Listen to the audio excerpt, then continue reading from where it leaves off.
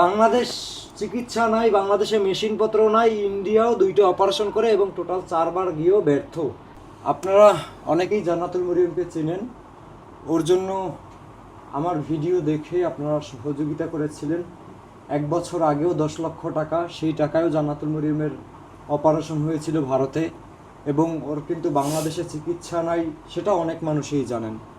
এবং আমি মাঝে মধ্যে কমেন্ট দেখি ভিডিওর বাকি পোস্টের, আপনারা অনেকেই কমেন্ট করেন যে বাংলাদেশে ঢাকা মেডিকেলে নিয়ে যান, এসব বাচ্চাদের চিকিৎসা আছে। এবং অনেকেই বলেন যে একজন বাসুদেব নামে একজন ডক্টর আছে আমাদের বাংলাদেশে, সে টিউমার বিশেষজ্ঞ, যে তার কাছে নিয়ে যান। দেখেন, আমার খুব যারা কাছের আছে তারা আপনারা জানেন যে বিগত দিনে আমি এই মরিয়ম নিয়ে আমার 50 জন মানুষের আমি চিকিৎসা করেছি, এবং আমি নিজেও একজন মেডিকেল পার্সন। তো সেই জায়গায় বাসুদেব স্যারকে আমিও ব্যক্তিগতভাবে চিনি। তো উনি টিউমারের ভালো একজন ডক্টর, কিন্তু আপনার বুঝতে হবে আমাদের, আপনি যদি সাধারণভাবে একটু যদি চিন্তা ভাবনা করে দেখেন, আমাদের স্কিনে আমরা মনে করি শুধুমাত্র অ্যালার্জি একটা রোগ, কিন্তু এই স্কিনের মধ্যেও কত হাজার জনের রোগ হতে পারে অ্যালার্জি জাতীয়। তো এখন জান্নাতুল মরিয়মের এই যে টিউমারটা আপনারা দেখতে পাচ্ছেন, এই টিউমারটা কিন্তু ওর বাহিরে টিউমার না। একটা আছে বাহিরে ফোড়ার মতো টিউমার হয়, আর ওরটা হয়েছে গলার মধ্যে এবং জিহ্বার মধ্যে। যে দেখাও মামা, জিহ্বাটা দেখাও বাড়ি করিয়া, এভাবে দেখাও, এই যে জিহ্বার মধ্যে, ওর জিহ্বার মধ্যে, গলার মধ্যে, এবং এইখান পর্যন্ত পৌঁছেই গেছে এই যে টিউমার ছড়াই পড়ছে। তো এখন আপনারা যদি কমেন্ট করে যদি বলতেই থাকেন যে বাসুদেব ডাক্তারের দ্বারা এই রোগ নির্মূল করা সম্ভব, বাকি ঢাকা মেডিকেলে নির্মূল করা সম্ভব, তাহলে ভাই আপনাদের আমি বলতে চাই যে আপনারা একটা ব্যবস্থা করে দেন। আপনারা ডাক্তারের সাথে একটু কথা বলেন যে হেমানজিওমা রোগের বাংলাদেশে আদৌ চিকিৎসা আছে কিনা, বাকি হেমানজিওমা রোগের বিশেষজ্ঞ কোনো ডাক্তার আছে কিনা, বাকি হেমানজিওমা রোগের কোনো মেশিনপত্র আছে কিনা অপারেশন করার মতো। এই যে আপনারা দেখেন, এই যে এইখানে যারা পাসপোর্ট বা কি ভিসা সম্পর্কে যারা জানেন, এক একটা পাসপোর্টে কয়টা করে সিল? 4টা করে। এই যে দেখেন, 4টা করে সিল। আমি ভিতরটা দেখাইলাম না ফেসবুক গাইডলাইনের কারণে।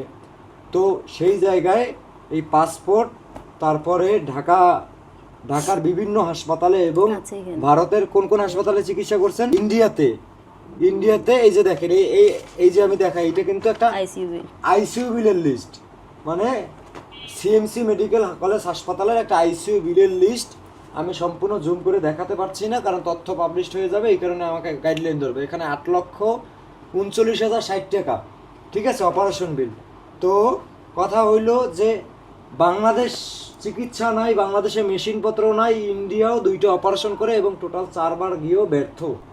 আমি এই হেমানজিওমা রোগ সম্পর্কে যখন মরিয়ম বারবার ভারত থেকে ব্যর্থ হয়ে আসছে, মানে চিকিৎসা সম্পূর্ণ হচ্ছে না, ডাক্তাররা বলতেছে আরও 10 থেকে 11টা অপারেশন লাগবে, তখন আমি বিভিন্ন দেশের হাসপাতাল ডাক্তারের সাথে যোগাযোগ করি, এবং যোগাযোগ করার পরে আমি জানতে পারি হেমানজিওমা রোগ নিয়ে যখন রিসার্চ করি যে সর্বোচ্চ ভালো চিকিৎসা আছে জার্মানিতে, তা খরচ হবে প্রায় 1 কোটি টাকার কাছাকাছি, এবং তারপর হয়েছে আমেরিকায়, জার্মানিতে হইল 95%, আর আমেরিকায় হইল 92%, আর চায়নায় হইল 90%। তো 11টা অপারেশন করতে গেলে ভারতে সেটাও 1 কোটি টাকার কাছাকাছি খরচ হয়ে যাচ্ছে, এবং ভারতে এটা সফলতার হার মাত্র 70%।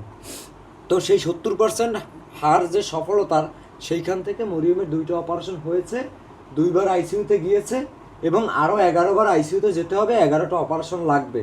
এটা আমি শাকিলের পক্ষেও সম্ভব না, বাকি যারা ভিডিওটা দেখতেছেন অনেক মানুষ আছেন, আপনাদের পক্ষেও হয়তো বা সম্ভব না 1 কোটি টাকা দিয়ে অপারেশন করা। আপনারা জানেন যে আবরার নামের একটা বাচ্চাকে ভারত যেখানে বলছে যে বেঁচে থাকার পার্সেন্টেজ মাত্র 60%, বাংলাদেশে বলছে বেঁচে থাকার চান্সই নাই, সেইখানে চায়না বলছিল যে 90% বেঁচে থাকার সম্ভাবনা।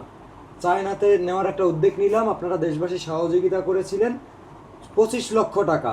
সেই আবরার কিন্তু সুস্থ হয়ে বেঁচে আছে 1 মাস, চায়নার সবথেকে বড় শিশু হাসপাতালে ভর্তি ছিল। এবং সেই হাসপাতালে আমি ডাক্তারদের সাথে যেহেতু পূর্ব পরিচিত, ডাক্তার, নার্স, ম্যানেজমেন্ট, তো তাদের কাছে আমি জান্নাতুল মরিয়মের রোগ নিয়ে আমি বারবার আলাপ করলাম। তো তারা আমাকে বলতেছে তাদের দ্বারা এই রোগ নির্মূল করা সম্ভব।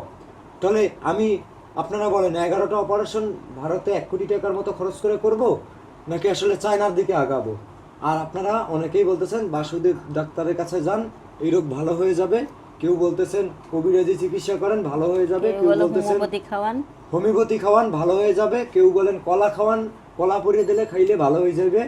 এরকম কথাবার্তা অনেকেই বলতেছে, কিন্তু এইসব কথাবার্তা বাদ দিয়েও আসলে চেষ্টা করতেছে এই মরিয়মের জন্য ভালো কোনটা করা যায়, ওকে বাঁচানো যায় কিভাবে।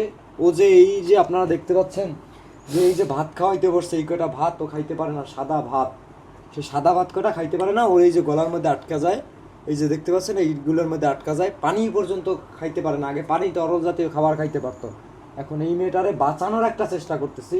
সেখানে এখন আপনাদের কথা মতো আমি ঢাকা মেডিকেলে নিয়ে গেলাম, ডাক্তাররা, এই রোগের তো বিশেষজ্ঞ কোনো ডাক্তার নাই, ডাক্তাররা নিজের হাতকে পাকাপোক্ত করার জন্য ওর একটা অপারেশনের রিস্ক নিয়ে নিল। ওর মা গরিব, ওর বাবা গরিব, বোঝে না কিছু, পকেটে নাই টাকা, বলবে আমরা সর্বোচ্চ চেষ্টা করব। তারপরে কি হবে, এই মেয়েটা মারা যাবে, মারা যাওয়ার পরে এই বাবা এবং মা রাস্তায় রাস্তায় পাগলের মতো কান্নাকাটি করবে।